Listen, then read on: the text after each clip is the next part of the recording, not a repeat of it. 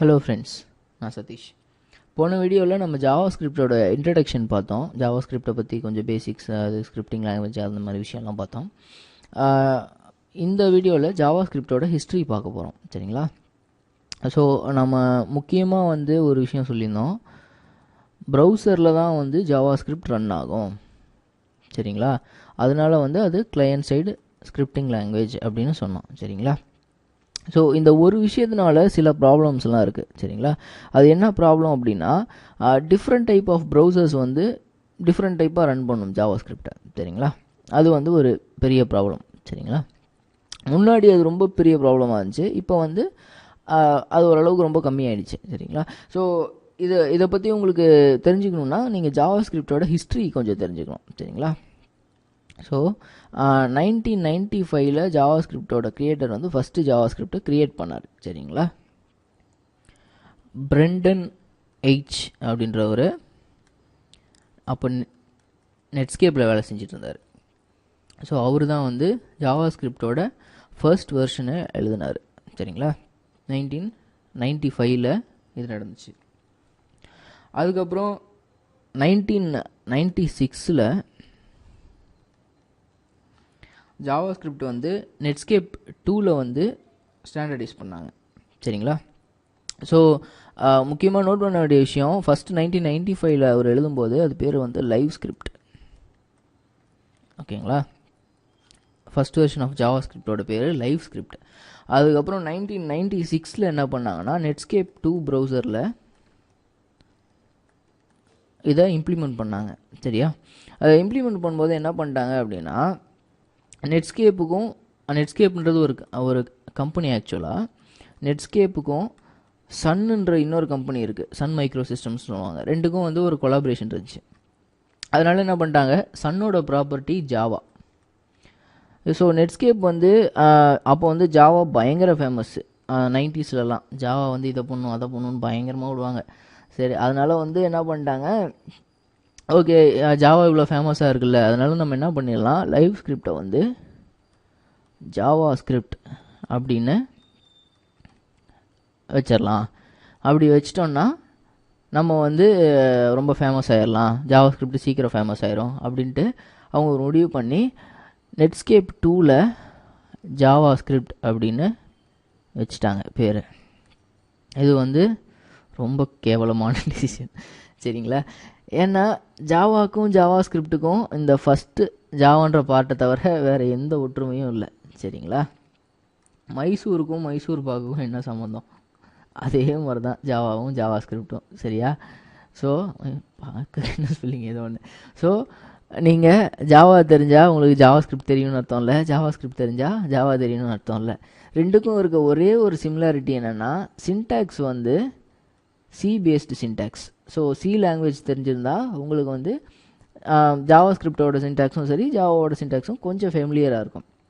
அதை தவிர ஜாவாக்கும் ஜாவா ஸ்கிரிப்டுக்கும் எந்த சம்மந்தமுமே கிடையாது. சரிங்களா? ஸோ நெட்ஸ்கேப் பண்ண நல்ல வேலையால் இப்போது இது ஜாவா ஸ்கிரிப்ட் ஆகிடுச்சு 1996.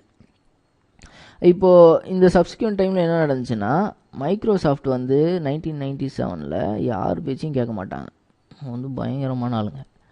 அவங்க என்ன பண்ணாங்க, மைக்ரோசாஃப்ட்டு அவங்களோட IE 3ல் அவங்களோட ஓன் இம்ப்ளிமெண்டேஷன் வச்சாங்க.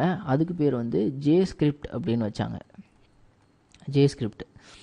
ஓகே, இப்போ லைவ் ஸ்கிரிப்ட் 95ல், 96ல் அதை ஜாவா ஸ்கிரிப்ட் நெட்ஸ்கேப் இன்ட்ரடியூஸ் பண்ணிட்டாங்க.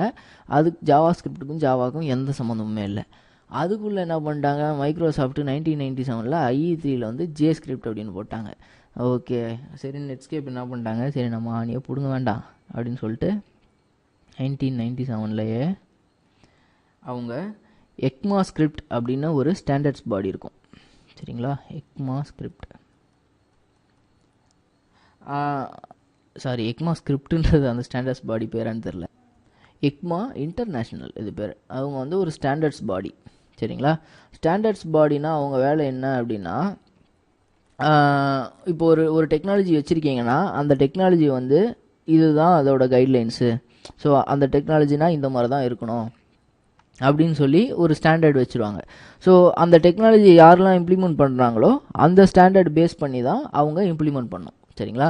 இது எதனால அப்படின்னா, இப்போது வந்து நெட்ஸ்கேப் 2 வந்து ஜாவா ஸ்கிரிப்ட் வச்சுருக்கு, IE3 வந்து ஜே ஸ்கிரிப்ட் வச்சுருக்கு. ஸோ ரெண்டு பேரும் அவங்க நினைக்கிற மாதிரி ஆட் பண்ணிட்டாங்கன்னு வச்சுக்கோங்களேன். கடைசியாக வந்து கோடு எழுதுகிற டெவலப்பர்ஸ் வந்து இந்த ப்ரௌசருக்கு ஒரு மாதிரி எழுதணும், இந்த ப்ரௌசருக்கு ஒரு மாதிரி எழுதணும். அது வந்து கோடு எழுதுகிறவங்களுக்கு தலைவலி. சரிங்களா? அதனால் என்ன பண்ணிட்டாங்க, நெட்ஸ்கேப் வந்து எக்மா இன்டர்நேஷ்னலுக்கு வந்து அந்த ஜாவா ஸ்கிரிப்ட் லாங்குவேஜை சப்மிட் பண்ணிட்டாங்க.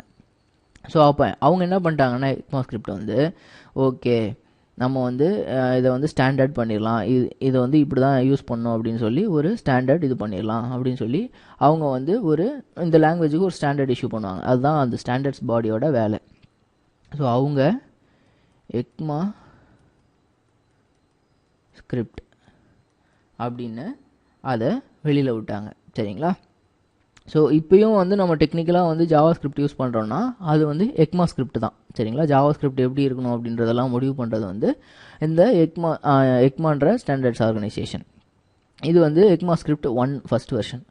அடுத்து வந்து 1999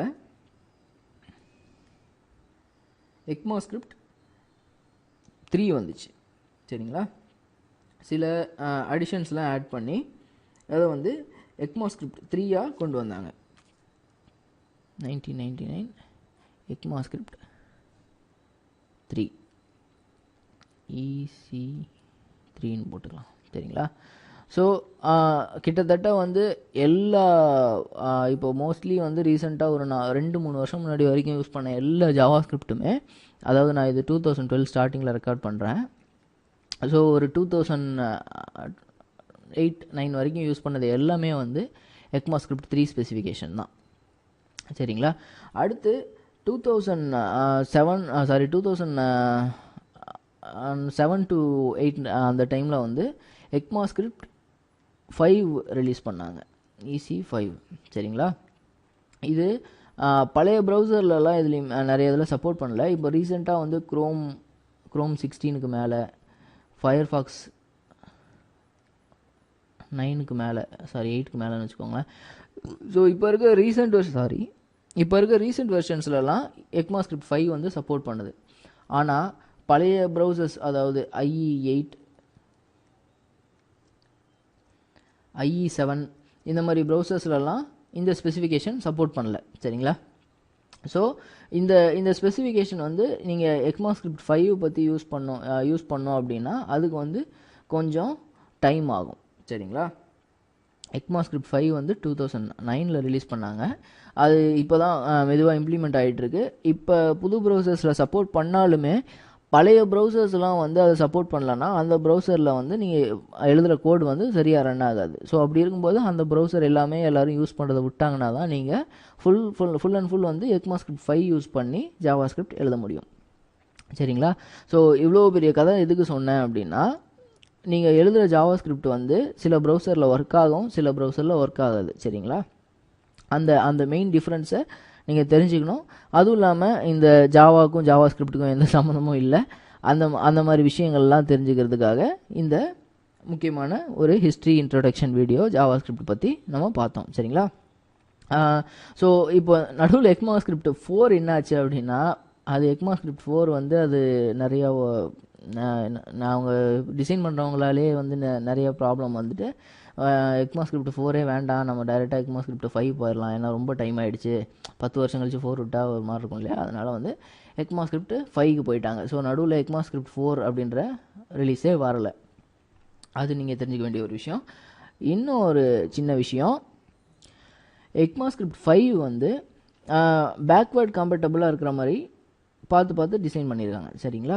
ஸோ நீங்கள் எக்மா ஸ்கிரிப்ட் 3ல் நீங்கள் எது பண்ணியிருந்தீங்கனாலும் ஒன்ஸ் ப்ரௌசர்லாம் எக்மா ஸ்கிரிப்ட் 5 இம்ப்ளிமெண்ட் பண்ணதுக்கப்புறமும் நீங்கள் எழுதின கோடெல்லாம் ரன் ஆகும். சரிங்களா? எந்த ப்ராப்ளமும் இருக்காது, எதுவும் பிரேக் ஆகாது. சரிங்களா? ஸோ இதுதான் ஜாவா ஸ்கிரிப்டோட ஒரு ப்ரீஃப் ஹிஸ்ட்ரி இன்ட்ரடக்ஷன். இப்போ நம்ம ஜாவா ஸ்கிரிப்டோட டெக்னிக்கல் இன்ட்ரடக்ஷனும் பார்த்துட்டோம், அதோட ஹிஸ்ட்ரியும் பார்த்துட்டோம். அடுத்த வீடியோஸில் நம்ம டைரெக்டாக எப்படி ஜாவா ஸ்கிரிப்ட் டூல்ஸ் எல்லாம் இன்ஸ்டால் பண்ணுறது, எப்படி ஜாவா ஸ்கிரிப்ட் ரைட் பண்ணுறதுன்றதை பார்ப்போம். சரிங்களா? இந்த வீடியோ உங்களுக்கு பிடிச்சிருந்தா லைக் பண்ணுங்கள், கமெண்ட் பண்ணுங்கள், நம்ம சேனலுக்கு சப்ஸ்கிரைப் பண்ணுங்கள்.